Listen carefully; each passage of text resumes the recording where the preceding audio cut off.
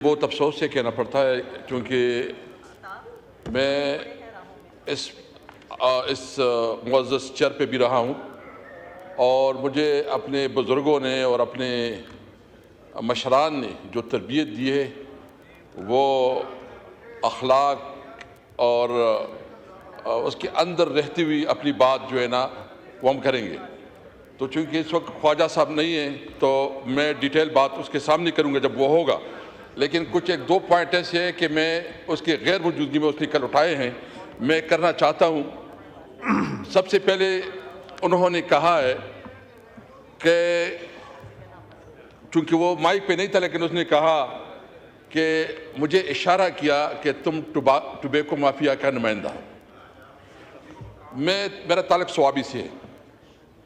سوابی میں 55% یہ جو ہے یہ ٹوبیکو گروونگ ایریا ہے، اور جب سے پاکستان بنا ہے یہاں پہ ہمارے لوگوں کی اکانومی، ہمارے لوگوں کا روزگار، ہمارے لوگوں کا سب کچھ وہ ٹوبیکو ہی ہے۔ میرا ٹوبیکو کے ساتھ ذاتی طور پر کوئی تعلق نہیں ہے، نہ میرا کاروبار ہے، نہ میں اس معاملے میں اتنا سمجھتا ہوں۔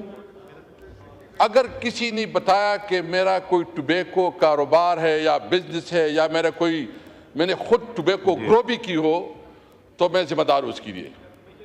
ہاں، یہ میری رسپانسبلٹی ہے کہ میں اپنے علاقے کی نمائندگی کروں گا، اپنے علاقے کی آواز بنوں گا، اور اپنے علاقے کی جو مجھے بھیجا گیا ہے میری رسپانسبلٹی کہ میں اس کے لیے۔ انہوں نے بتایا، اسپیکر صاحب میں آپ کے نوٹس میں لاؤں، جب میں اسپیکر تھا اور ہم نے ایک ایگریکلچر کمیٹی بنائی تھی تو اس میں ہم نے شبر زیدی کو بلایا، اس کو ہم نے کہا کہ آپ بتائیں۔ انہوں نے ٹوبیکو پروڈکٹ پہ ایک ہوتی ہے فنشنگ گڈ، ایک را میٹیریل ہوتی ہے، تو جو ٹوبیکو را میٹیریل پہ انہوں نے 10 روپے سے لے کے انہوں نے 300% جو ہے نا بجٹ کا اضافہ کیا، ٹیکس کا اضافہ کیا، 300% ٹیکس کا اضافہ کیا۔ ہم نے ان سے سٹیٹسٹک مانگے کہ آپ بتائیں کہ یہ جو آپ لوگوں نے 10 روپے سے لے کے 300% جو آپ نے اپنا یہ ٹیکس میں اضافہ کیا ہے، کیا اس میں ٹیکس ریوینیو میں کوئی خاطر خواہ فائدہ ہوا کہ نہیں ہوا ہے؟ تو جو ہمارے سٹیٹسٹک ہیں اس کے مطابق 2017-18 میں یہ فیصلہ ہوا تھا، اور اس وقت 77 بلین ریوینیو تھا، 77 بلین۔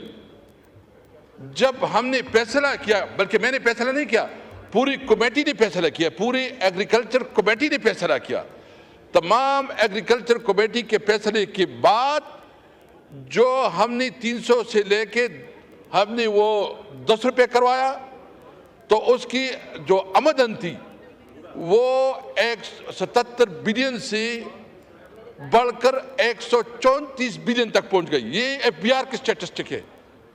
77 بلین سے وہ چلے گئے 134 بلین پہ، اور 2023 میں وہ پہنچے ہیں 160 بلین۔ میں پوچھنا چاہتا ہوں کہ کیا جو اس وقت ہم نے یہ بھی مطالبہ کیا، اسپیکر صاحب ریکارڈ کا حصہ ہے، ہمارے ریکارڈ میں ہوگا، اسمبلی کے ریکارڈ میں ہوگا، اس وقت ہم نے مطالبہ کیا کہ بجائے آپ را میٹیریل پہ، آپ ٹوبیکو کے فصل پہ ڈیوٹی لگاتے ہو، آپ سگریٹ پہ لگاؤ۔ یعنی آپ سگریٹ پہ نہیں لگاتے ٹیکس، اور آپ را میٹیریل پہ آپ جو ہے ڈائریکٹ فارمر کو متاثر کرتے ہو، فارمر اس سے افیکٹ ہوتا ہے، اس کی اکانومی اس سے متاثر ہوتی ہے، اس کا چولہا اس سے جو ہے متاثر ہوتا ہے۔ تو ہم نے مطالبہ کیا کہ آپ میرا بانی کریں سگریٹ کے اوپر۔ میں کیٹیگریکلی اب بھی کہتا ہوں کہ سگریٹ کے اوپر آپ جتنا ٹیکس لگا سکتے ہو لگاؤ، لیکن فارمر کو نہ کرو۔ یہ مجھے بتائیں۔ اور اسپیکر صاحب میں آپ کے نوٹس میں بھی لانا چاہتا ہوں، بلکہ جب میں اسپیکر کے پی کے تھا میں نے آپ کو ایک ریزولوشن بھیجی تھی جو ہمارے کے پی اسمبلی نے مشترکہ اور متفقہ قرارداد پاس کی تھی کہ ٹوبیکو کو ایگریکلچر پروڈکٹس کنسیڈر کیا جائے، کیونکہ یہ جو ادھر سے، اور وہ آپ کے پاس ریکارڈ میں پڑی ہوگی، لیکن آپ کے پاس ایک شبر زیدی نے ٹی وی ٹاک شو پہ بات کی اور انہوں نے کہا کہ اسپیکر صاحب بیٹھے تھے اور کچھ टोबैको बैक ग्राउंड के कोई बिजनेसमैन बैठे थे जो वो थे असेंबली में थे, वो आए थे और फिर जो है ना उन्होंने उस वक्त तमाम एग्रीकल्चर कमेटी बैठी थी और शब्बर जैदी साहब को मैं ये पूछना चाहता हूँ कि उसका नॉलेज इतना था, जो उसकी अपनी हैसियत थी, वो जब सेनेट कमेटी में पेश हुआ उस वक्त वो पीटीसी का एक रिप्रेजेंटेटिव के तौर पर पेश हुआ था।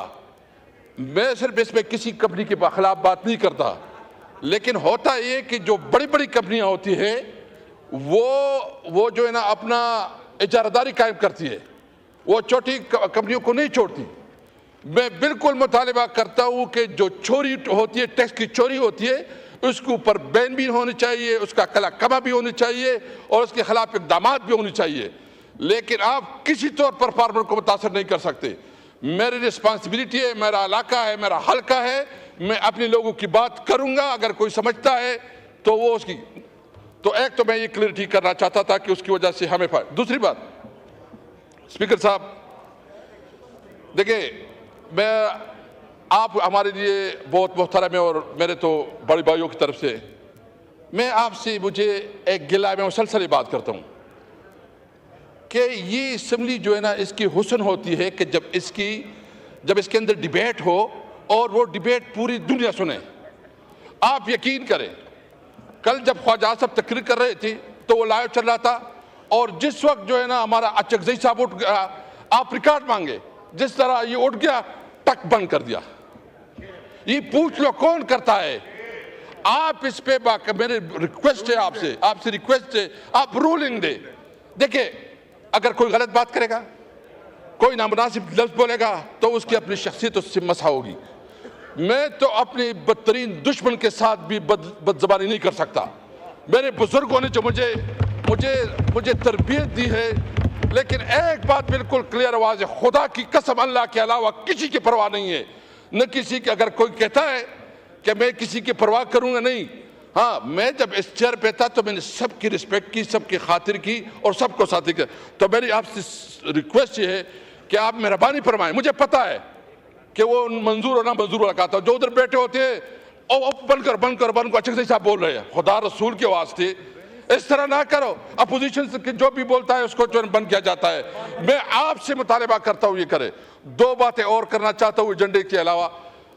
स्पीकर साहब, एक इस वक्त जो है हमारे फाटा के खैबर में और वजीरिस्तान में धरने बैठे हैं, और धरने इसलिए बैठे हैं कि हुकूमत ने उसके साथ कमिटमेंट की थी कि जब ऑपरेशन हो रहे थे तो उस वक्त जब उसकी रिप्लेसमेंट हुई, जब उसकी तबाहकारियाँ हुई, जो उसकी नुकसानात हुई, उसके बारे में उनकी बाकायदा कमिटमेंट है कि हम आपको पेमेंट करेंगे। आज तक 1 रुपया 1 पैसा नहीं दिया गया।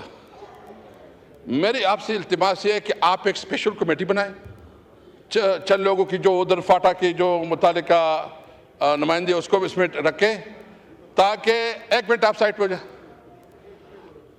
हो जाओ, एक मेहरबानी करें कि एक कमेटी बनाए ताकि फैसिलिटेट करे कि ये जो फाटा के लोगों की जायज़ हुकूक है, जो हुकूमत ने माने और उसके साथ जो कमिटमेंट किए, इसके बावजूद वो पेमेंट नहीं हो रही। क्यों नहीं हो रही?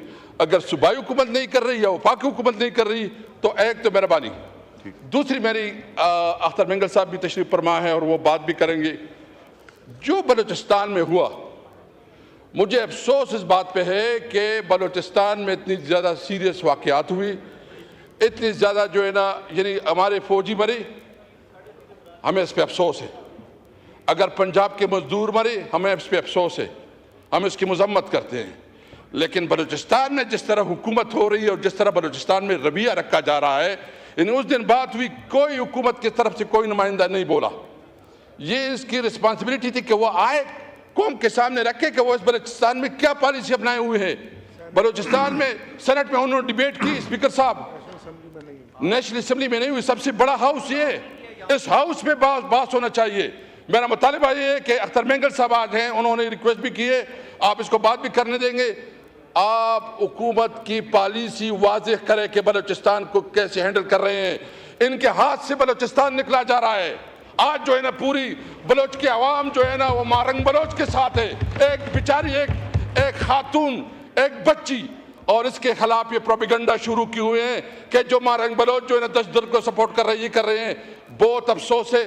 خدا را اس ملک کے ساتھ رحم کرے.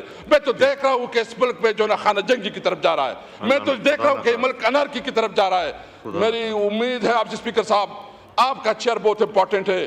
اس پہ ڈیبیٹ کروائیں، اس پہ ڈسکشن کروائیں، سلوشن نکلوائیں، تاکہ ہمارے جو بلوچ بھائی ہیں، جو ہمارے فاٹا کے بھائی ہیں، ان کو احساس ہو کہ پارلیمنٹ میں اس کی بات سنی جا رہی ہے.